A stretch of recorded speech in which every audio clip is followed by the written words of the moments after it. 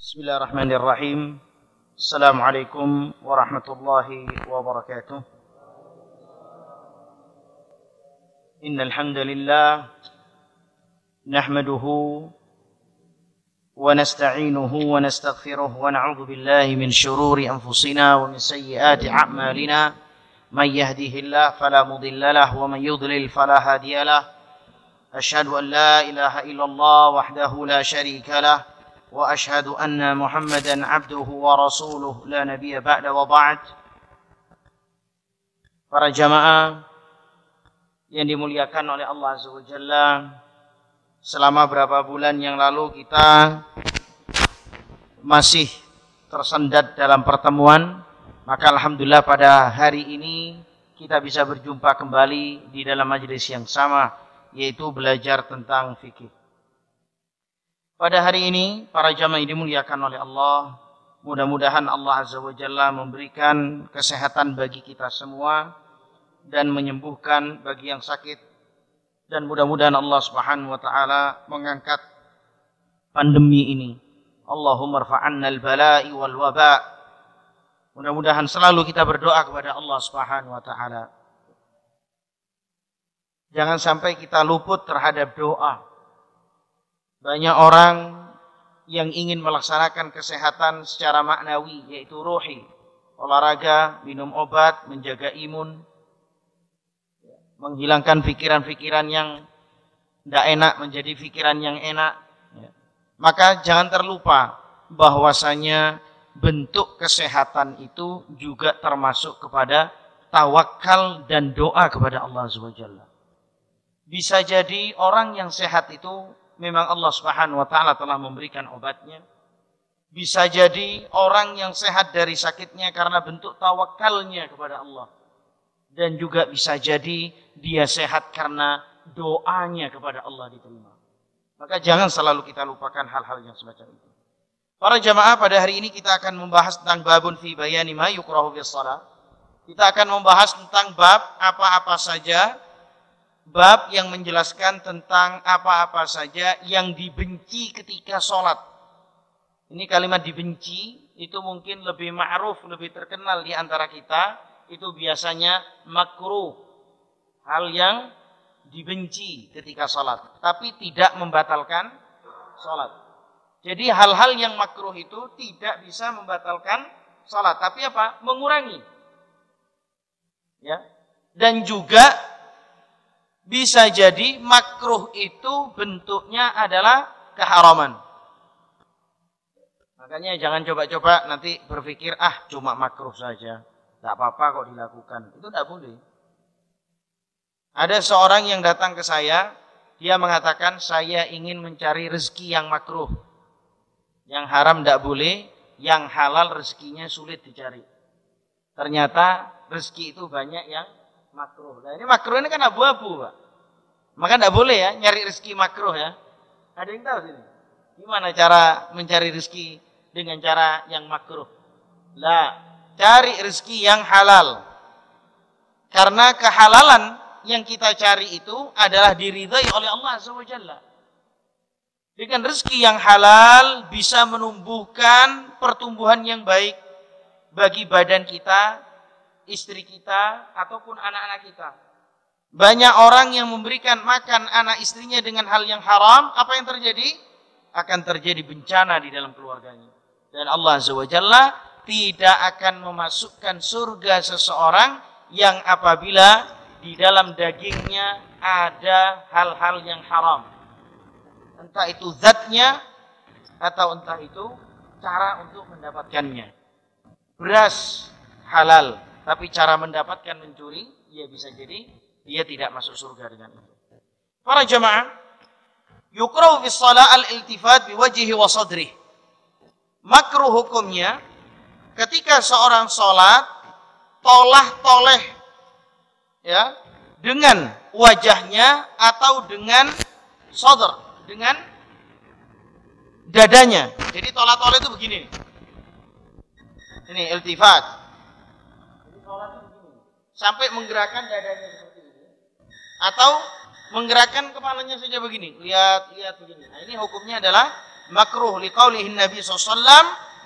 Rasulullah SAW mengatakan huwa ikhtilas yakhtalisuhu syaitan min salatil abdi. Itu adalah hasil curian syaitan. Yang mana syaitan mencurinya dari salatnya seorang hamba.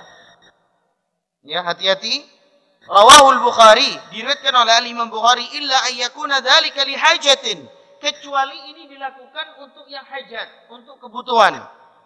Misalnya mungkin ketika antum sholat ada binatang buas, atau mungkin antum sholat ketika saat itu gempa terjadi sehingga antum terkoyak-koyak seperti ini, maka ini tidak ada masalah kalau memang di situ ada uzur.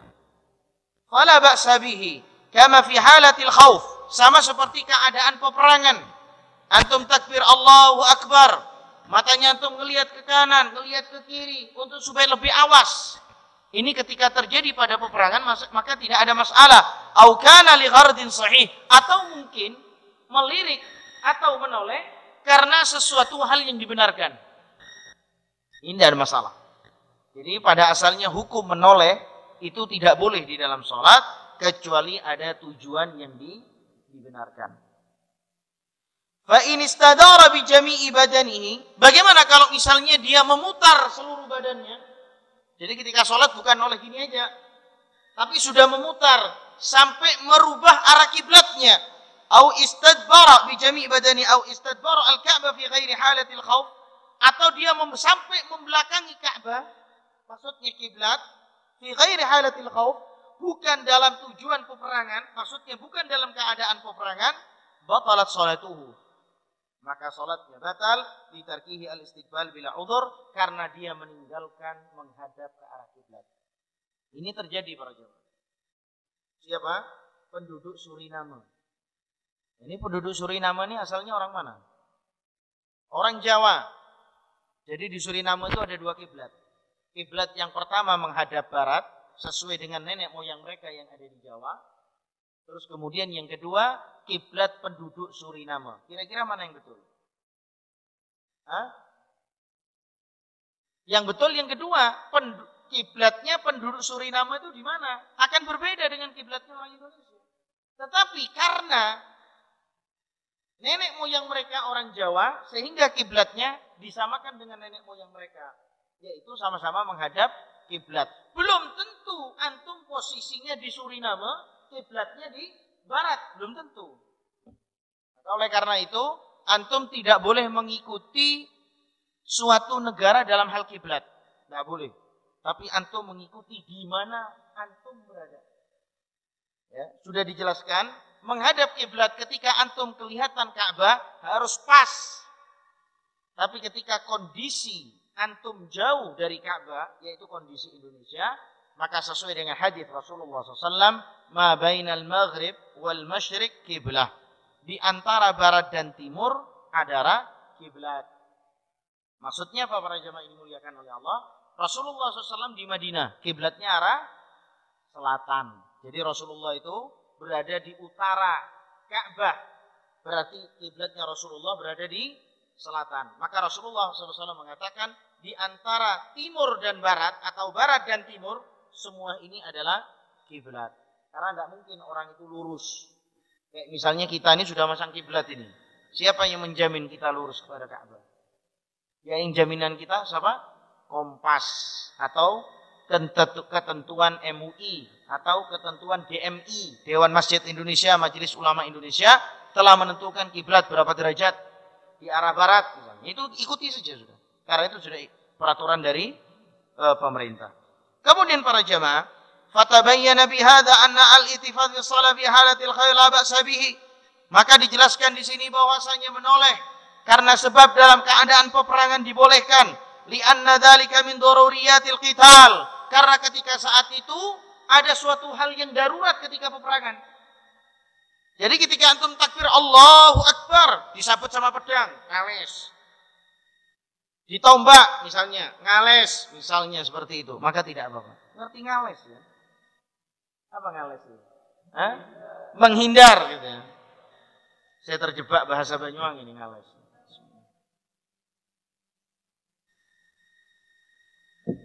Wa in kana fi ghairi halatil khauf, bagaimana kalau misalnya bukan dalam keadaan peperangan?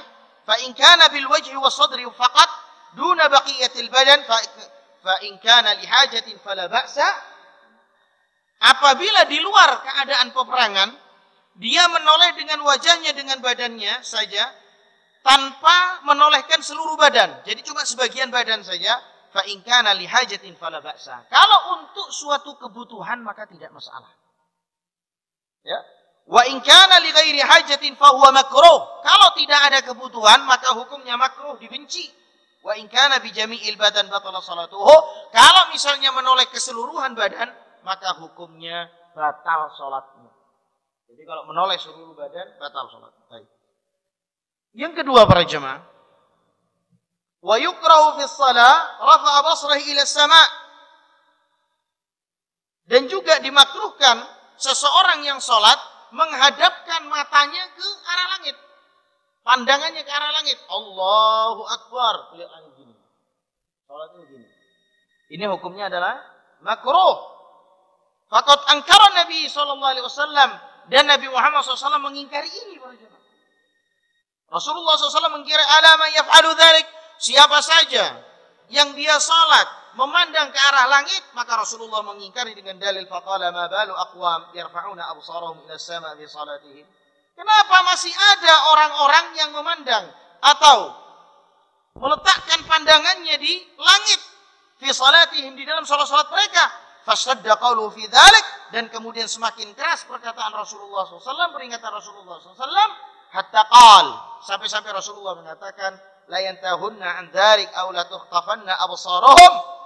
Hendaknya mereka menghentikan itu semua atau pandangan mereka akan tersambar. Ini jangan coba-coba.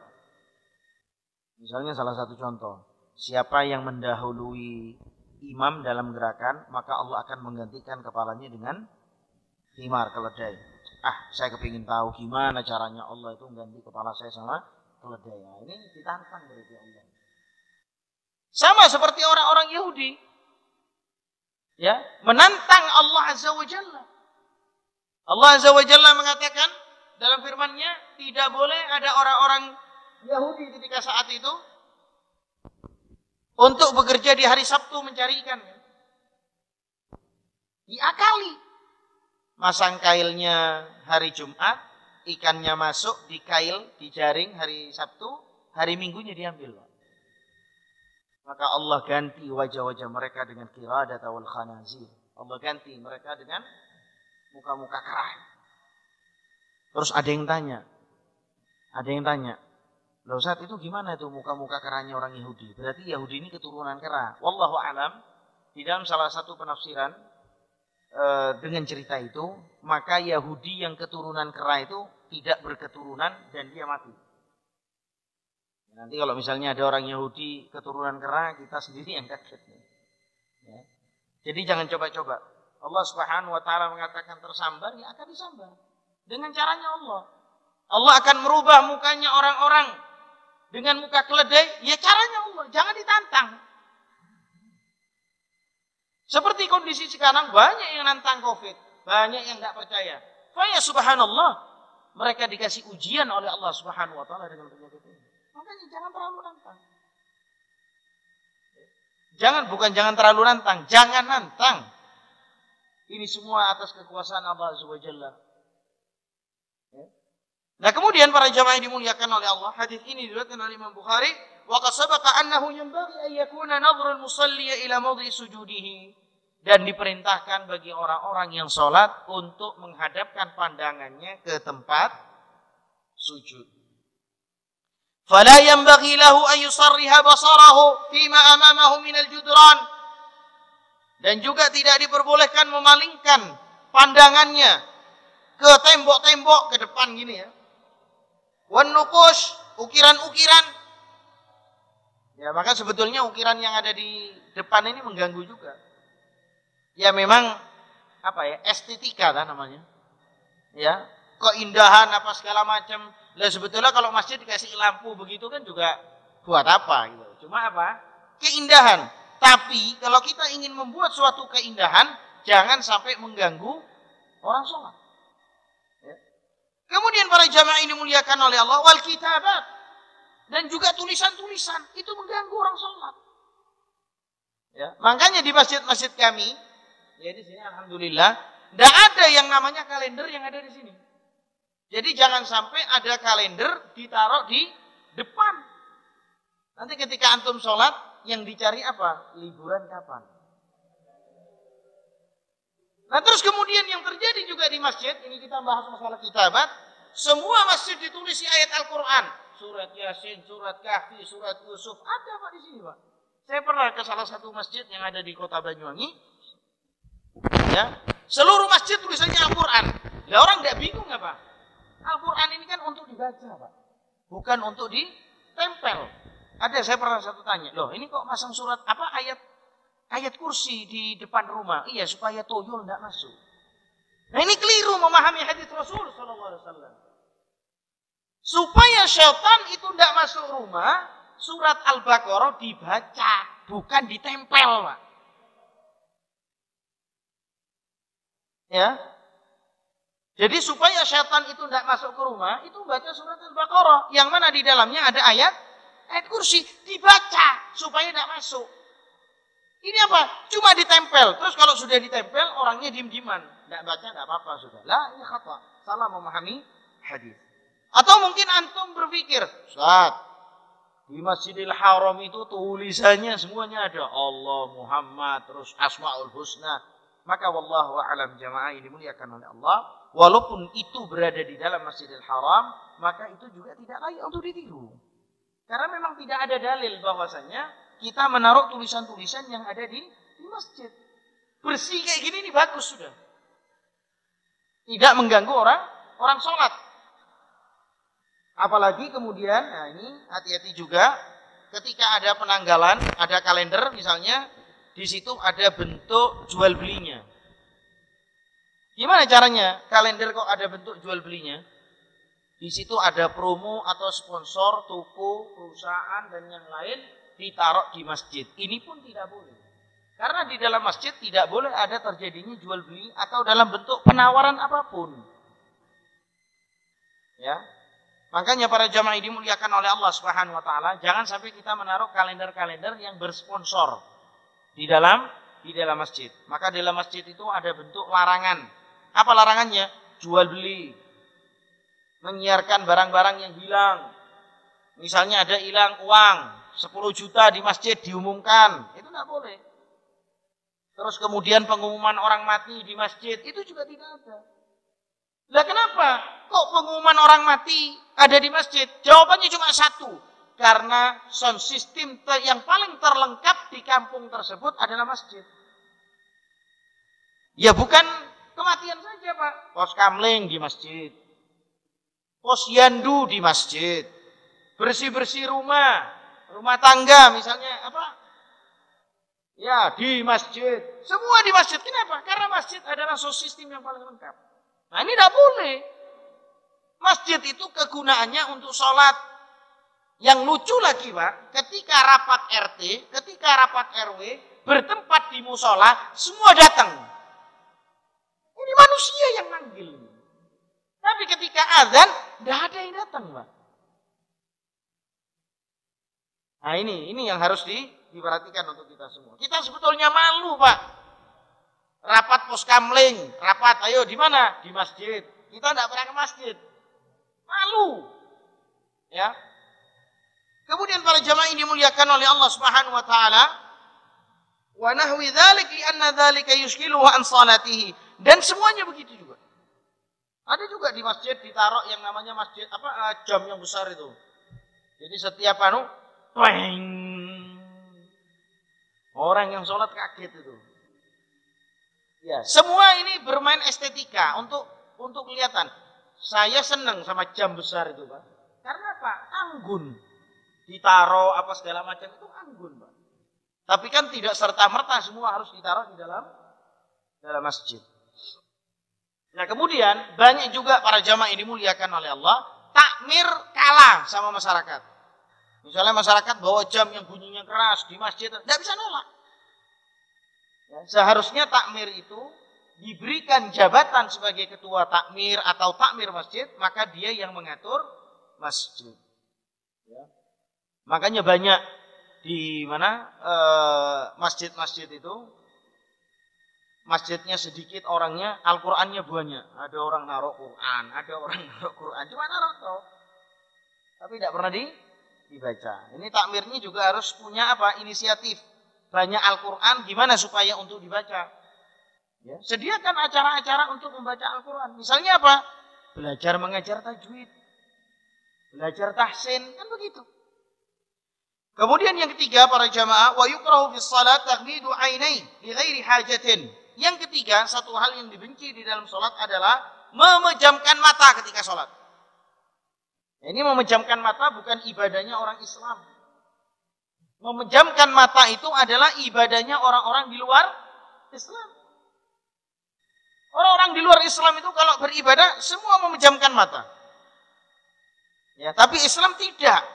Li'anna dzalika min fi'lil yahud, karena ini adalah perkara yang ditiru dari Yahudi. Jadi orang Yahudi itu, coba antum lihat di tembok ratapan itu. Tembok ratapan itu mereka seperti ini, ya matanya ditutup. Wa in kana at-taghmidu li hajatin, kalau misalnya memejamkan mata itu dengan sesuatu hal yang dibutuhkan, ka'ayyakuna amama yuma yuhawwish, seperti misalnya di depan Allahu Akbar ada hal yang mengganggu, maka tidak apa-apa untuk memejamkan mata. Alai salatahu kazikharib wa tazwik, misalnya dekorasi, hiasan. Bahkan sekarang masjid-masjid lagi dihias. Banyak masjid-masjid dengan apa? Dengan hiasan. Maka boleh memejamkan mata kalau misalnya dia terganggu. Fala yuqra ihmadu ainihi an hadza makna ma dzakarahu Ibnu Qayyim rahimahullah. Ini yang disebutkan oleh Al-Imam Ibnu Qayyim rahimahullah tentang bolehnya seseorang memejamkan mata apabila memang itu mengganggu diri. Baik. Kemudian para jamaah, wa yukrahu bis salati iq'a'uhu fil julus. Maka ini yang dibenci adalah iq'a' di dalam duduk. Duduk ya di dalam duduk salat. Bisa duduk di antara dua sujud atau bisa duduk tawarruk, iftirash dan tawarruk. Wa huwa ayyafisha qadamaihi, yaitu menghamparkan kakinya, wa yajlis ala aqibai, dan duduk di atas tumit. Ya, maksudnya duduk di atas tumit itu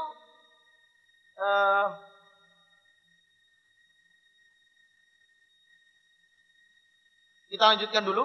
Liqauli sallam idza rafa'ta ra'saka minas sujud, apabila kalian telah mengangkat kepala kalian dari sujud, fala taqi kama yaqil kalbu, janganlah kalian duduk seperti duduknya anjing, wa majami ma'nahu minal ahadits.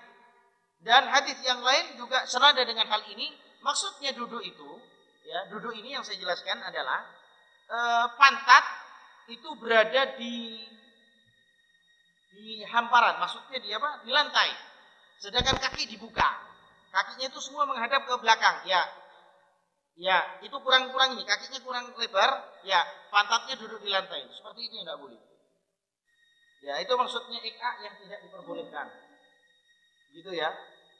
Kemudian wa yukrahu bis shalah ayastandaru ila jadar wa nahwi halil qiyam, dan juga hukumnya makruh ketika seseorang sholat menempel tembok. Jadi sholat Allahu Akbar nyantai gitu ya, itu tidak boleh. Illa min hajah, kecuali ada kebutuhan, misalnya apa? Sakit, atau mungkin tidak mampu dalam membaca surat yang panjang, seperti yang dilakukan oleh para sahabat radhiyallahu anhum ajma'in. Ketika dia sudah mulai gemuk, mereka sholat ditaleni kurma belakangnya. Terus dia mengatakan, kami hanya bisa sholat dengan 1 rakaat dengan membaca 200 ayat.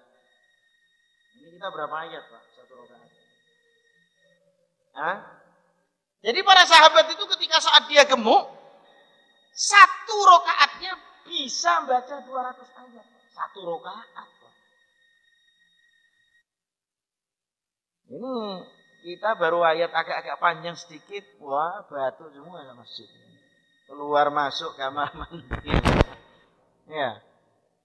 Biasanya kode itu batuk. Kode. Tapi kalau panjang-panjang ini tidak boleh ketika sholat jamaah. Ya. Panjang itu bisa antum baca sendiri ketika sholat malam atau sholat sunnah. Kemudian para jamaah, illa min hajah, kecuali dengan adanya kebutuhan boleh. Li'annahu yuzilu masyaqqal qiyam, yaitu melenyapkan beratnya berdiri. Fa in falahu li hajah, kalau misalnya dia melakukan dengan kebutuhan, kamar, seperti dia sakit, wa nahwi dan selainnya, fala ba'sa, maka tidak mengapa. Tidak ada masalah. Kalau misalnya dia sakit, dia tetap ya. Jadi orang sakit tetap memaksakan dirinya untuk berdiri ketika sholat, bagus, tidak ada masalah. Kalau tidak kuat ya jangan maksa. Kemudian para jamaah yang selanjutnya yang dibenci ketika sholat adalah wa yukrahu fi shalah iftiras dhira'i halas sujud. Baik. Yang selanjutnya adalah dibenci ketika seorang yang sholat dia iftiras lengan bagian bawah lantai di atas. Jadi begini ya. Sujudnya itu begini. Lengan di atas lantai itu begini maksudnya. Harusnya kan sujud ini kan diangkat. Ini lengan ya. Harusnya kan diangkat. Tapi sujudnya kayak gini. Ini juga tidak diperbolehkan. Bi ayyamadduhuma 'alal ardi ma ilsaqihima biha qala sallallahu i'tadilu bis sujud. Sesuai dengan perkataan Rasulullah SAW, luruslah dalam sujud. Wala yabsut ahadukum dira'aihi imbisatil kalbi. Dan janganlah membentangkan salah satu dari dhira, yaitu lengannya seperti anjing. Anjing kan begitu. Maka kita ini tidak diperbolehkan untuk mencontoh binatang. Kita tidak boleh mencontoh binatang. Tapi orang sekarang kalau mau lucu-lucuan jadi pelawak, mencontoh kayak monyet. Nah ini ya. Jadi kalau misalnya mungkin antum ketemu sama pelawak, gimana supaya orang tertawa? Dia pasti meniru siapa? Niru monyet. Ini mengkhilafi, menyelisihi fitrah. Harusnya manusia itu lebih berakal. Ya, memang manusia itu berakal, derajatnya lebih dibandingkan binatang. Nah ini kan lucu, malah manusia niru binatang. Sampai bikin apa? Sampai bikin boneka besar. Akhirnya jadi apa? Sirkus, Pak. Ya, jadi pakai apa? Binatang-binatang seperti itu. Ini menyelisihi fitrah. Kenapa? Karena manusia lebih layak. Kenapa manusia mau turun? Ya. Sama juga yang menyelisihi fitrah. Allah menjadikan kita laki-laki terus supaya lebih lucu didandani perempuanan. Nah ini kan ya apa ini?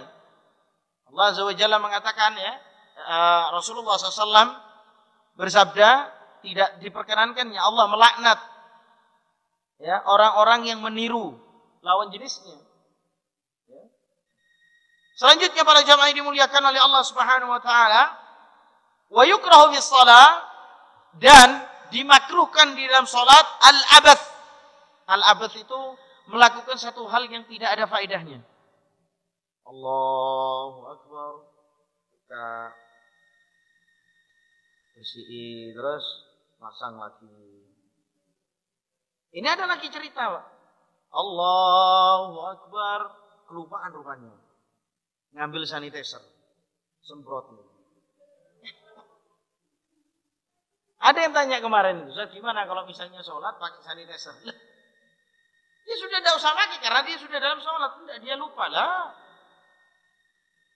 Ya, kalau sesuatu hal yang biasa itu tidak ada masalah. Tapi kan kalau pakai sanitizer itu kan banyak gerakan antum itu. Baru ngambil. Ya kalau ketemu. Kalau tidak ketemu kan cari-carian. Tambah lama lagi. Baru di sini mau disemprot tidak bisa ada tutupnya, dibuka lagi. Ini kan ganggu orang sholat. Dirinya sholat. Ya ganggu. Nah kemudian para jamaah, wa huwa al-'ab wal amal ma la faidata fih biyadin aw rijlin aw lihiyatin aw thawbin aw ghairi dzalik, yaitu dia main. Al-'abad itu bermain-main tanpa ada faedah. Misalnya apa? Kakinya pijak-pijakan. Ya kan? Allahu Akbar, kakinya pijak-pijakan. Ini biasa adik-adik ini. Atau kemudian apa? Dia main punya jenggot panjang. Allahu Akbar, begini terus. Ini terus. Ini merubah kesempurnaan. Atau mungkin bajunya. Ya dineciskan apa segala macam. Wa minhu masul ardi min ghairi haja, yaitu mengusap tanah dengan tanpa adanya kebutuhan. Ya karena sholatnya Nabi kan dengan tanah ya. Kalau kita misalnya sini baru sholat Allahu Akbar kok kotor, mau sujud bersih dulu ini. Ditanya, lo kenapa bersih lantai? Iya kotor. Nah itu debu kok. Debu najis enggak? Enggak ada masalah. Ya. Kemudian para jamaah, selanjutnya wa yukrahu fi sholati khassur, dan dimakruhkan sholat berkacak pinggang atau bertolak pinggang. Apa ya? Gini ya. Malangkrik. Allahu Akbar. Ya apa? Wa huwa wadul yadil ala khasira, yaitu menaruh tangannya di pinggang. Wa hiya asyakila ma fawqa ra'sil wariki min al-mustadaqi, wa dhalika li anna takhassur fi'lul kufar wal mutakabbirin. Bertolak pinggang itu salah satu perbuatan orang-orang kafir dan orang-orang yang sombong. Makanya ketika antum kayak gini, kan banyak yang ingatkan antum, beras mahal. Ya sebetulnya beras mahal ini bukan dengan adanya bertolak pinggang, bukan ya. Maksudnya beras mahal ini adalah salah satu apa? Beras mahal, antum ini jangan sombong gitu loh. Jadi itu perihal-perihal bahasa saja. Ya. Nah kemudian para jamaah waqad nuhina an tashabbuh bihim, dan kita dilarang untuk meniru-niru orang kafir dalam hal perbuatan. Waqad thabata fil haditsil muttafaq alaihi an-nahyu an ayusalli rajul muhtasiran. Maka ada dalam satu hadis yang dijelaskan bahwasanya Rasulullah SAW melarang seseorang untuk bertolak pinggang seperti ini di dalam sholat. Maka kita tidak diperkenankan untuk apa?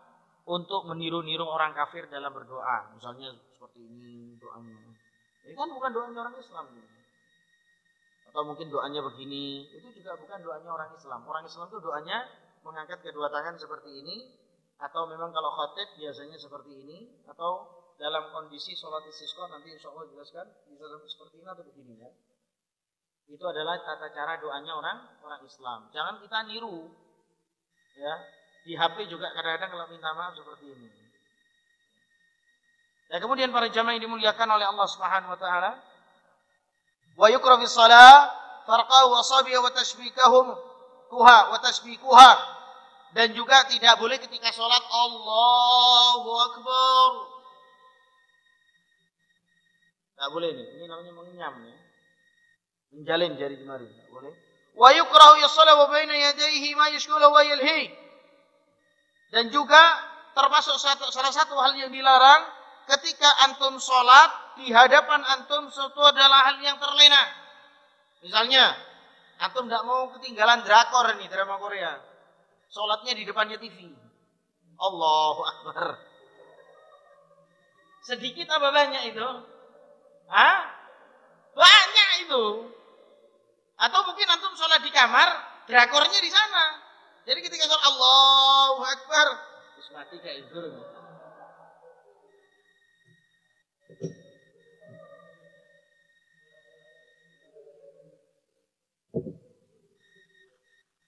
Ya, jadi jangan sampai kita sholat di depannya kita suatu hal yang menyibukkan.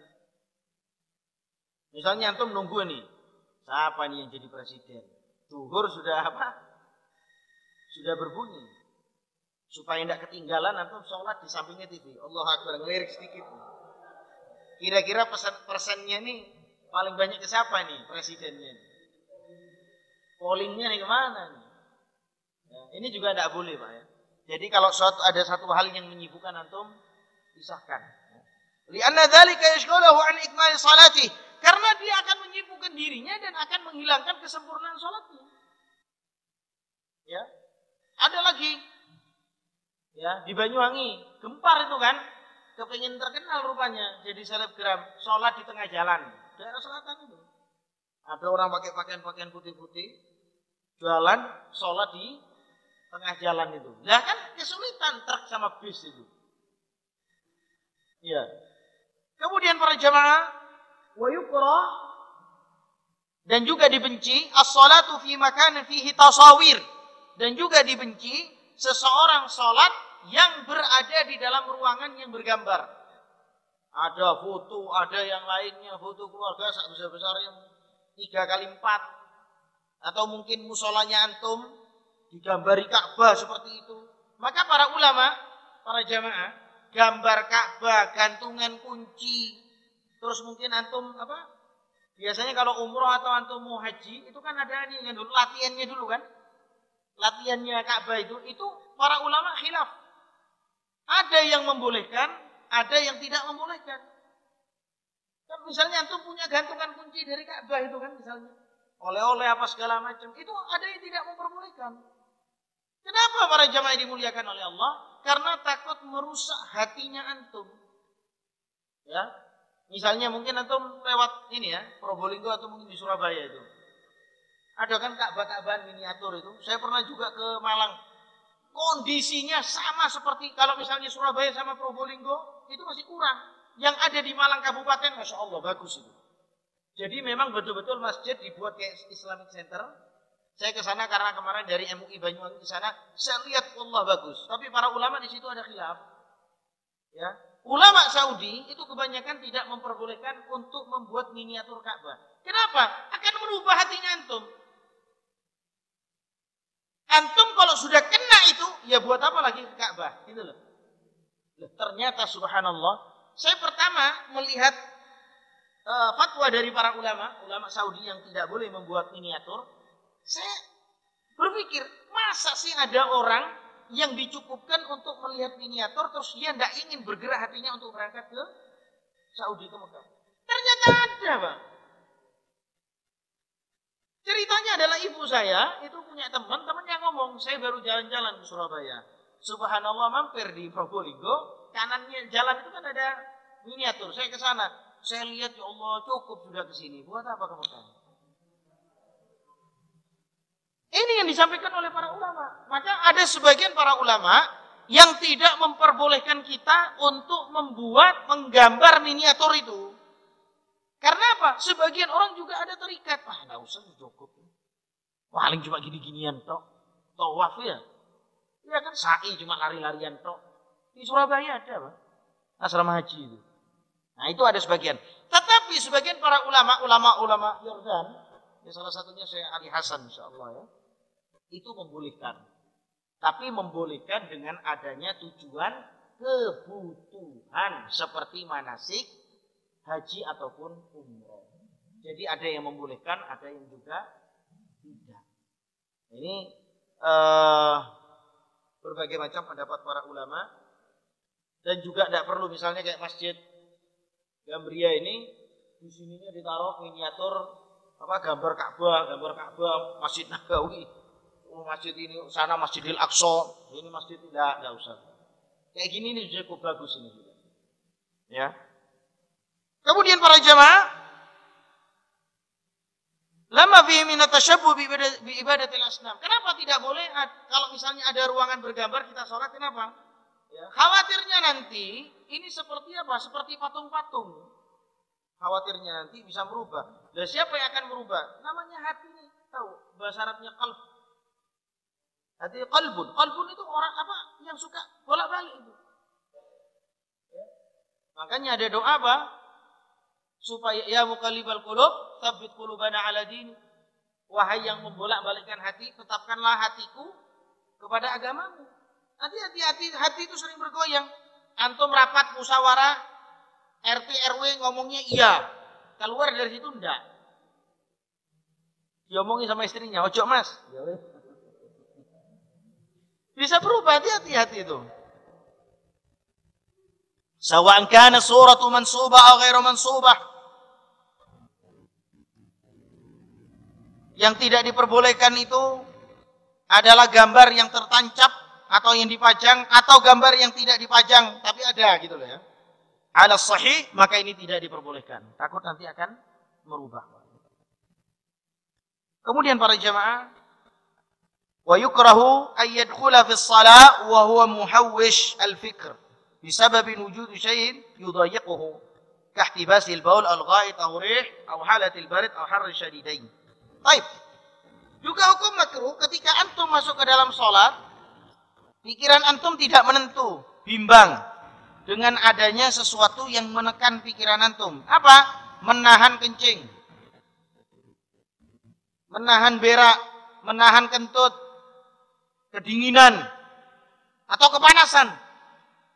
Ini antum kalau di Saudi, sekarang ini paling sekitar 40 sampai 50 derajat, Pak. Itu kalau tidak kuat Jumatan, tidak dapat tempat di Mekah atau Madinah, akhirnya Jumatannya di luar kan. Ya sama panas-panas itu antum. Banyak orang yang semaput, Pak, pingsan. Karena tidak kuat sama panas di sana. Karena kita di Indonesia tidak ada musim panas. Ya, dan juga tidak ada musim dingin. Maka kita boleh untuk mengakhirkan sholat ketika musim panas. Misalnya, Pak, jam 12 masih panas, tidak kuat antum. Sholatnya antum jam 2, sudah mendekati asar, tidak ada masalah. Kemudian para jamaah, auju au atas, atau dalam keadaan lapar atau dahaga, li'anna dzalika yamnul khusyuk, karena ini mengganggu kekhusyuan antum. Jadi kalau lapar, enaknya apa dulu? Ya makan dulu, jangan di ngomong, kamu ini makan terus, sholatnya dulu kan, jangan, makan dulu. Karena makan itu bisa mengganggu antum. Apalagi pesen sate, ini berapa orang nih? 50 tusuk ya, ayo sambil nunggu kita sholat. Kipes terus orangnya. Antum sholat di musolanya warung itu. Oh Allah, ini tidak jadi sholat akhirnya. Ya antum tunggu aja itu. Karena sate ini dahsyat baunya ini. Ya. Nah kemudian para jemaah, wa kadza yukrahu dukhulu bis salati ba'da al-huduri ta'am yashhi. Dan juga hukumnya makruh ketika antum sholat, makanan sudah dihidangkan. Jadi makanan sudah dihidangkan, antum kelihatan makan makanan, yang pertamanya tidak lapar, kelihatan makanan langsung bunyi perut. Yut. Oh ini. Tapi sama istrinya, sudah sholat dulu mas. Tidak boleh, harusnya makan dulu itu. Ya. Di qauli alaihi salatu wassalam, Rasulullah SAW menyatakan la salat bihadir ta'am. Tidak ada salat dengan terhidangnya makanan, wala huwa yudafi'uhu al-akhbathan, dan juga tidak ada salat ketika dia menahan dua akhbathan, yaitu kentut, juga bisa kencing dan juga bisa buang air besar. Rawahu Muslim. Wa dzalika kulluhu ri'ayah. Semua ini adalah memelihara haknya Allah, yaitu ibadah. Liyadkhulul 'abdu fil ibadah, supaya hatinya seorang hamba itu terikat dengan ibadahnya, biqalbin hadir muqbilin ala rabbih, supaya konsentrasinya kepada ibadah. Jadi hal-hal yang membingungkan antum atau melaparkan antum, mendahagakan antum, makan semua. Kecuali puasa, jangan Pak.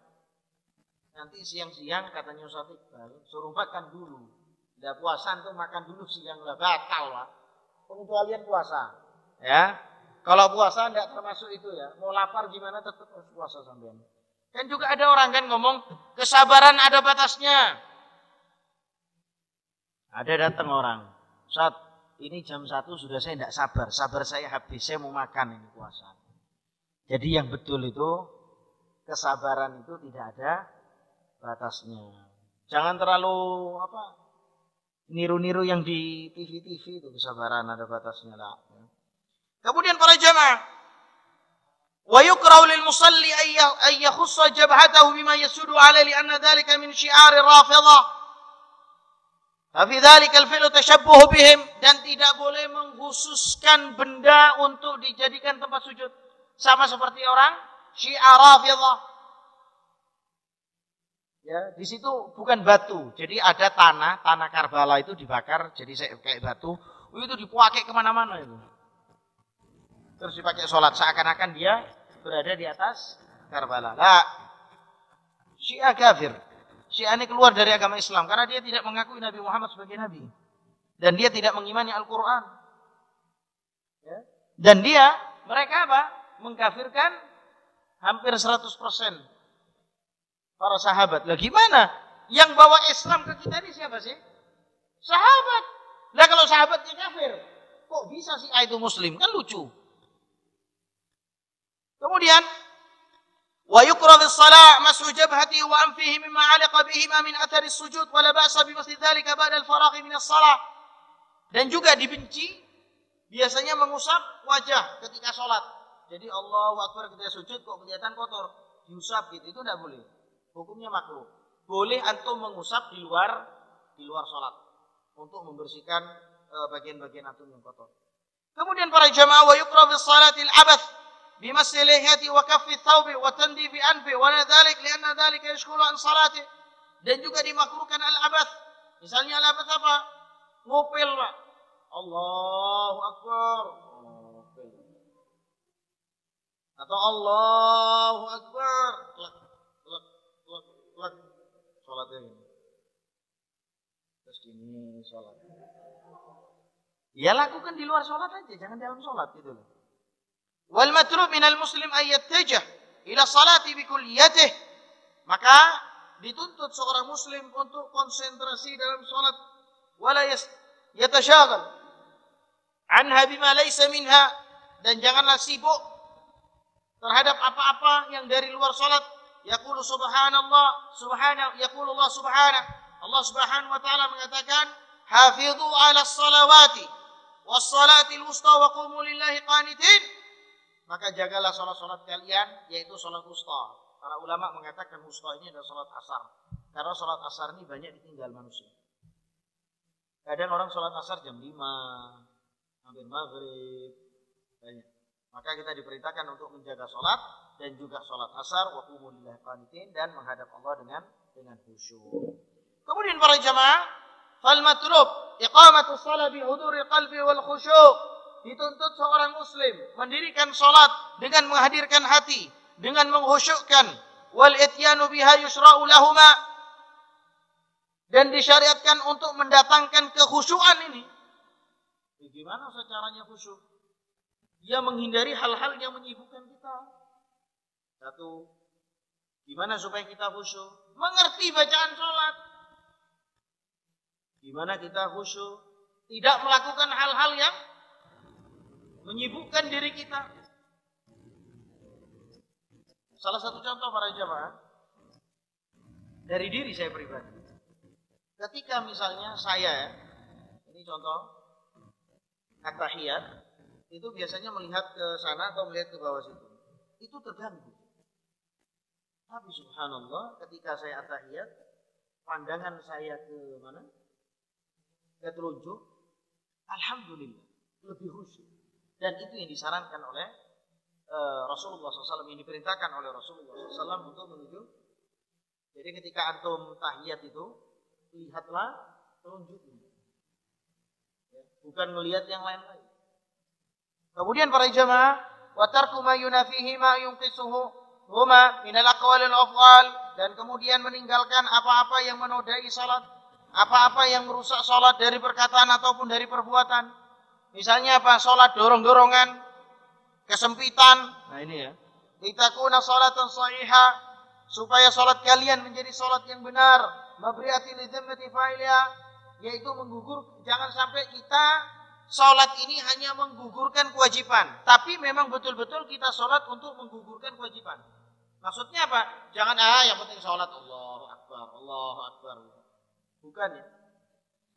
Walitakuna salatan fi surati haqiqatiha, yaitu salat itu harus sejatinya memang betul-betul salat. La fi suratiha faqat, bukan hanya lahiriahnya salat. Ya, misalnya anak-anak kecil ya, baru umur 7 tahun, ayo salat, diam dia.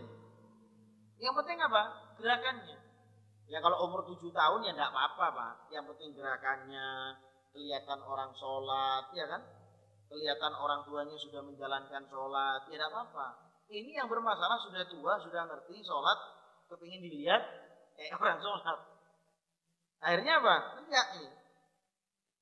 Wafaqallahu jami', mudah-mudahan Allah membimbing kita lima fihil khair, dalam keadaan kebaikan, sa'adah dan kebahagiaan di dunia wal akhirah. Wallahu a'lam. Itu mungkin yang bisa kami bahas pada hari ini. Cukup. Baik, subhanakallahumma wa bihamdika asyhadu an la ilaha illa anta astaghfiruka wa atubu ilaik. Assalamualaikum warahmatullahi wabarakatuh.